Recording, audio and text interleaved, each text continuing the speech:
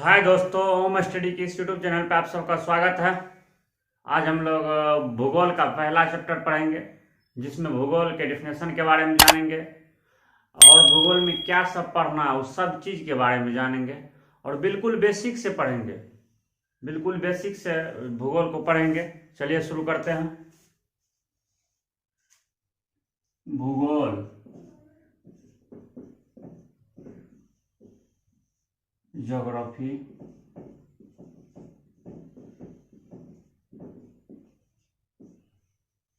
तो सबसे पहले भूगोल का अर्थ समझ लेते हैं। भूगोल भू और गोल से मिलकर बना है भूगोल। भू और गोल से मिलकर बना है भूगोल। तो भू का अर्थ होता है पृथ्वी। भू का अर्थ होता है पृथ्वी। गोल का अर्थ होता है गोले। पृथ्वी की गोल होने के बारे में अध्ययन करेंगे भूगोल में। पृथ्वी के गोल होने के बारे में अध्ययन करेंगे भूगोल में। भू मतलब पृथ्वी, गोल मतलब गोल। तो पृथ्वी के गोल होने के बारे में अध्ययन करेंगे किसमें? पृथ्वी में। ज्योग्राफी, जियो और ग्राफी से मिलकर बना है कौन चीज? ज्योग्राफी। जियो और ग्राफी मिलकर बना है ज्योग्राफी। तो जियो का अर्थ होता है अर्थ। जियो का अर्थ होता है अर्थ और ग्राफी का अर्थ होता है स्टडी। जियो का अर्थ होता है अर्थ और ग्राफी का अर्थ होता है स्टडी। अर्थ मतलब होता है पृथ्वी, स्टडी मतलब होता है अध्ययन।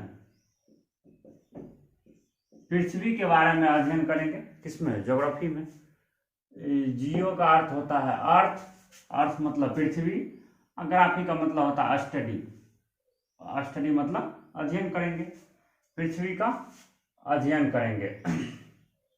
ज्योग्राफी शब्द जो है ग्रीक भाषा से लिया गया है।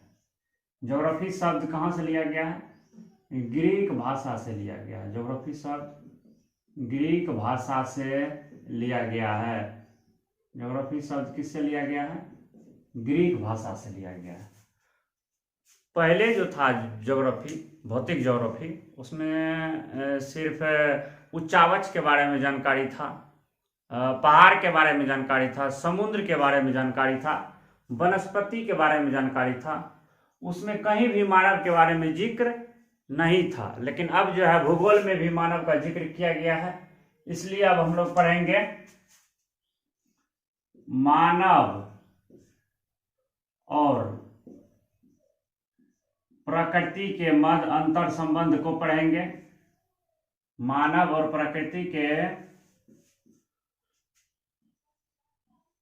मध्य अंतर संबंध को पढ़ेंगे। अंतर संबंध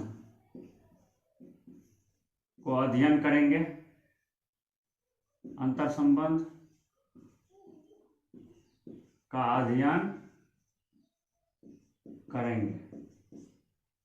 पहले मानव का चर्चा कहीं भी ज्योग्राफी में नहीं था, अब मानव का भी चर्चा किया गया है। इसलिए मानव और प्रकृति के मध्य अंतर संबंध का अध्ययन किसमें करेंगे? ज्योग्राफी में करेंगे। तो अब ज्योग्राफी को बांटते हैं दो भाग में।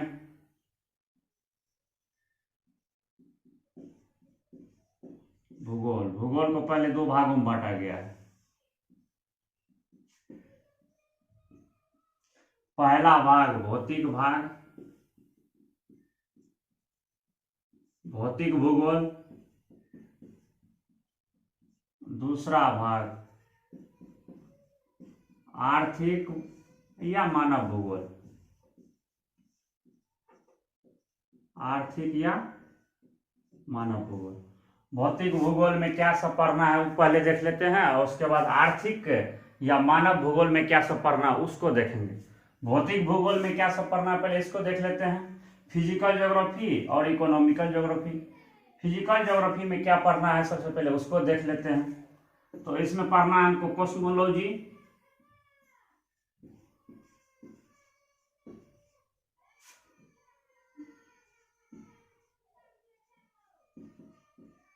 ब्रह्मांड विज्ञान या खगोलीय विज्ञान।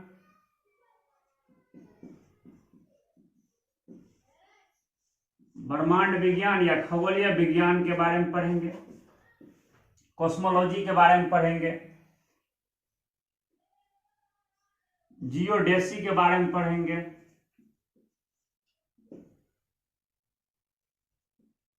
भूगणितीय विज्ञान,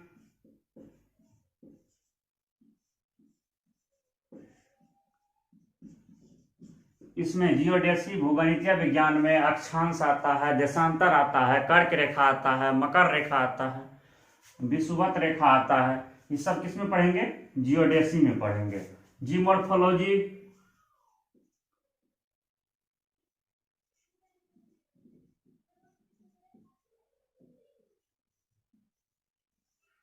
जीमोर्फोलॉजी में भू आकृतिक विज्ञान पढ़ेंगे।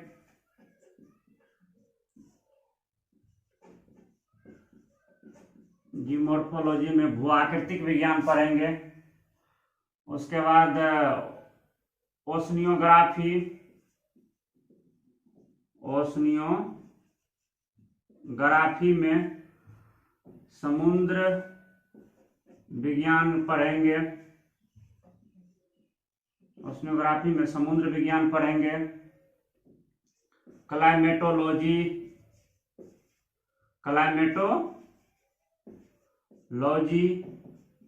जलवायु विज्ञान के बारे में पढ़ेंगे। जलवायु विज्ञान के बारे में पढ़ेंगे। ये पांचों चीज के बारे में भौतिक भूगोल में पढ़ेंगे। भौतिक भूगोल में पहला कौन होगा? कॉस्मोलॉजी, ब्रह्मांड विज्ञान या खगोलीय विज्ञान होगा। दूसरा होगा जियोडेसी, भूगणितीय विज्ञान, जिसमें अक्षांश देशांतर पढ़ेंगे।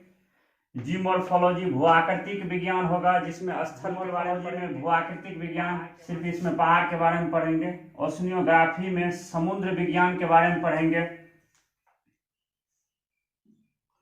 और क्लाइमेटोलॉजी में जलवायु विज्ञान के बारे में पढ़ेंगे। यह सब हमको कौन चीज में पढ़ना है? भौतिक भूगोल में पढ़ना है। किसमें? भौतिक भूगोल में। और पृथ्वी पे देख लेते हैं। पृथ्वी पे तीन चीज है, स्थल है, जल है, उसके बाद वायु है। पृथ्वी पे क्या है? स्थल, जल और वायु।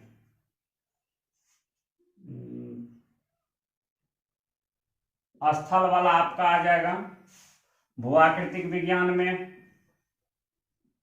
स्थल वाला भू-आकृति विज्ञान में, स्थल वाला भू-आकृति विज्ञान में। जल वाला आ जाएगा समुद्र विज्ञान में।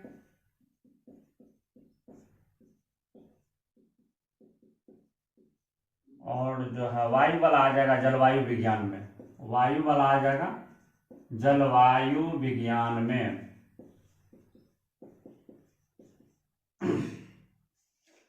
स्थल, जल और वायु, मान के चलिए यह स्थल है, ये जल है और ये वायु है, वायुमंडल।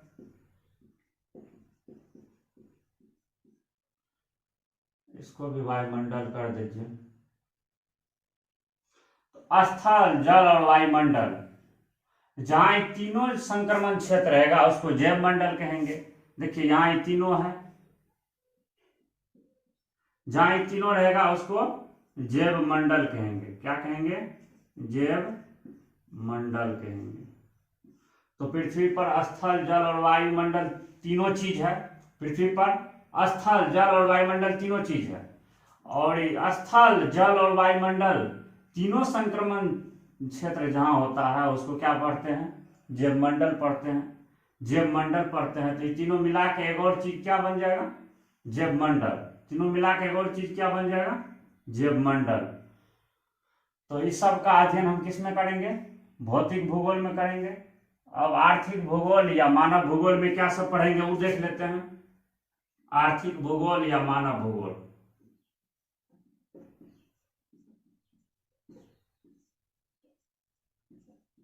आर्थिक भूगोल या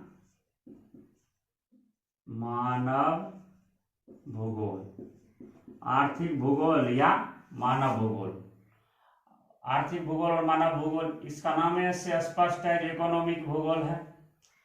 पहले क्या था, मनुष्य जो था ना घुमंतु प्राणी था, एक जगह से दूसरे जगह जाते रहता था, वहाँ के पेड़ पौधे को खाता था, कंदमूल खाता था। बाद में क्या हुआ, धीरे धीरे मनुष्य जो है दूसरे जगह से पेड़ पौधा ला करके एक जगह लगा करके उसका यूज करता था, उसको खाता था, कंदमूल खाता था। तो इससे विकास हुआ कृषि का। तो कृषि विज्ञान, एग्रीकल्चर, कृषि विज्ञान, एग्रीकल्चर का विकास हुआ। उसके बाद खनिज संसाधन का विकास हुआ। खनिज एक जगह से दूसरे जगह ले जाएंगे, इसके लिए गाड़ी घोड़ा चाहिए। इसके बाद परिवहन का, और इसके बाद खनिज से जो उद्योग लगता था, उद्योग का वर्णन।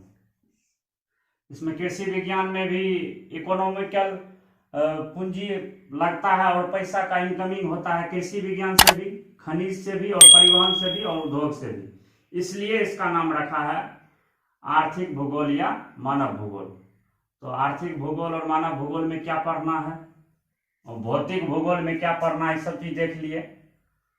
इसके बाद हम लोग फिर से अध्ययन के अनुसार ज्योग्राफी को दो भाग में बांटते हैं। चलिए देखते हैं।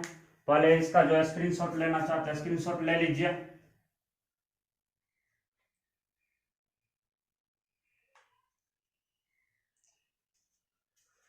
इसके बाद हम लोग पढ़ेंगे स्टडी के अनुसार भूगोल को दो भागों में बांटते हैं। स्टडी के अनुसार भूगोल को दो भागों में बांटते हैं।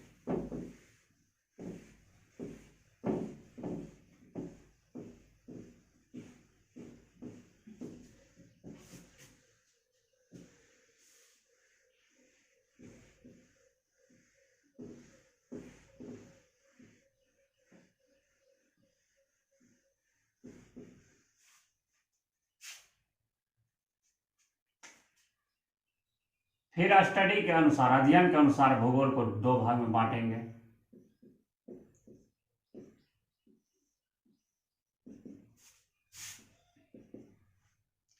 पहला होगा व्यवस्थित भूगोल, व्यवस्थित भूगोल, और दूसरा होगा प्रादेशिक भूगोल। व्यवस्थित भूगोल और प्रादेशिक भूगोल, सिस्टमिक ज्योग्राफी,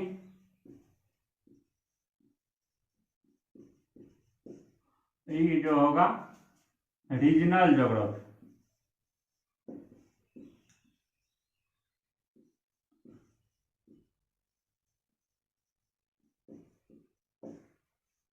व्यवस्थित भूगोल और प्रादेशिक भूगोल, सिस्टमिक ज्योग्राफी और रीजनल ज्योग्राफी। सिस्टमिक ज्योग्राफी क्या है और प्रादेशिक ज्योग्राफी क्या है, इसके बारे में जानते हैं।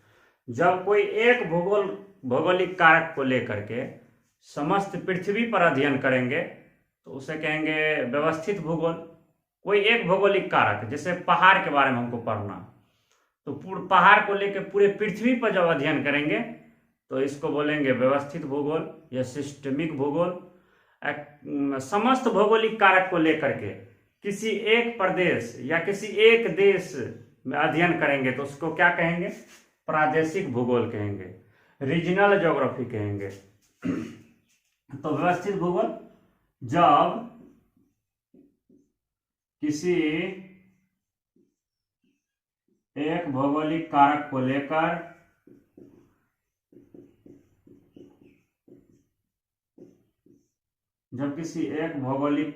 लेकर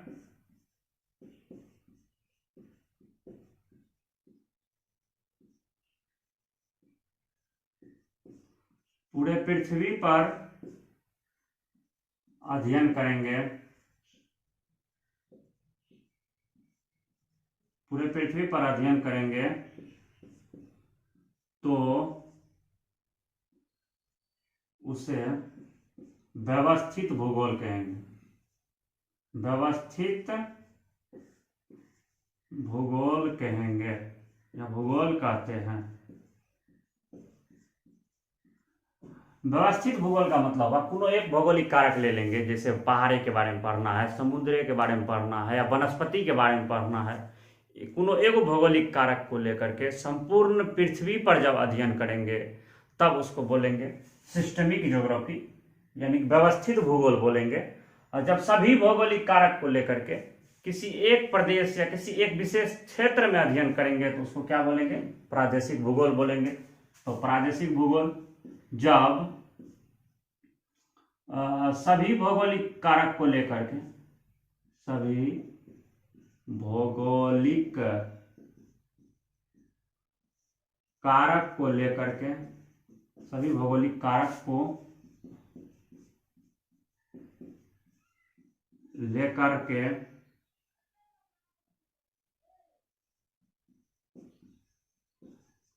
किसी एक विशेष क्षेत्र, किसी एक विशेष क्षेत्र, किसी एक विशेष क्षेत्र या प्रादेशिक प्रदेश में, किसी एक विशेष क्षेत्र या प्रदेश में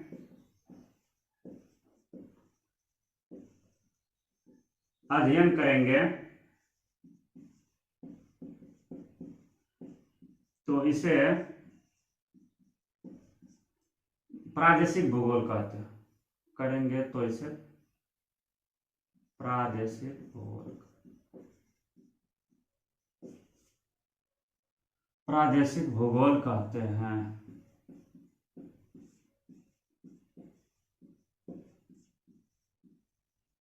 ये दोनों अब समझ गए। जो सब भौगोलिक कारक को लेकर के कोनो एक जगह पे चले जाएंगे और वहां अध्ययन करेंगे तो उसको बोलेंगे प्रादेशिक भूगोल। जब किसी एक भौगोलिक कारक को लेकर के संपूर्ण पृथ्वी पर अध्ययन करेंगे तो उसको क्या बोलेंगे? व्यवस्थित भूगोल। उसके बाद अब कुछ कुछ जो लेखक हैं उसके बारे में पढ़ लेते हैं, भूगोल के पिता के बारे में पढ़ लेते हैं। जैसे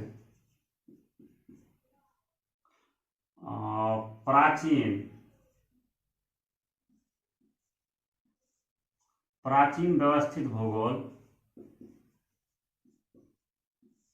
प्राचीन व्यवस्थित भूगोल का पिता,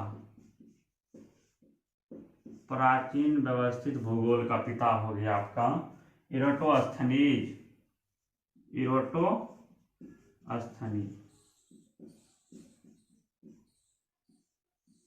प्राचीन व्यवस्थित भूगोल का पिता हो गया इरोटोस्थनीज। आधुनिक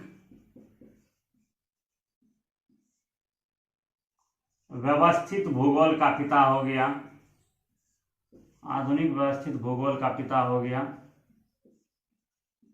का पिता अलेक्जेंडर वान हम्बोल्ट, अलेक्जेंडर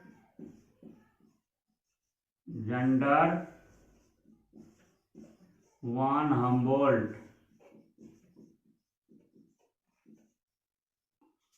उसके बाद प्राचीन प्रादेशिक भूगोल, प्राचीन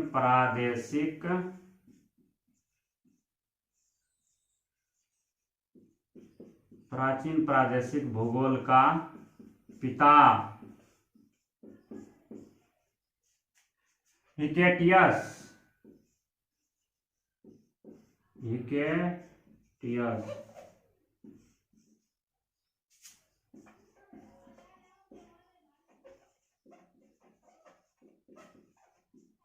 आधुनिक प्रादेशिक